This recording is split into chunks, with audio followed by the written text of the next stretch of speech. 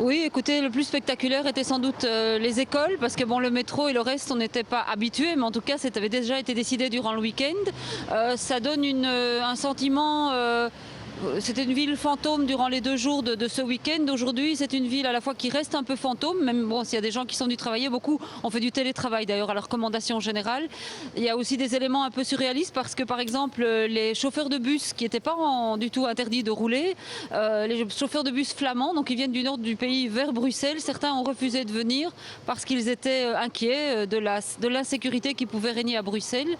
Et donc il y a comme ça ces situations à la fois un peu surréalistes. Je pense que les gens sont à la fois habités par une crainte, une angoisse, et aussi un côté, maintenant ils commencent à se poser des questions, et il y a une forme d'agacement de ceux qui ne savent pas s'organiser, les parents, pour les écoles c'est compliqué.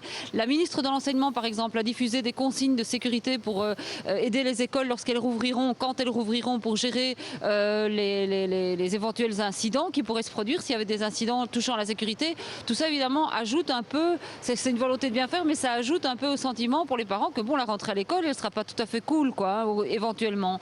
Et il y a aussi les milieux économiques qui maintenant deviennent assez nerveux. Il y a des patrons de shopping center ou de chaînes de grande distribution comme Cora qui se sont plaints en disant qu'ils avaient déjà perdu des centaines de milliers d'euros.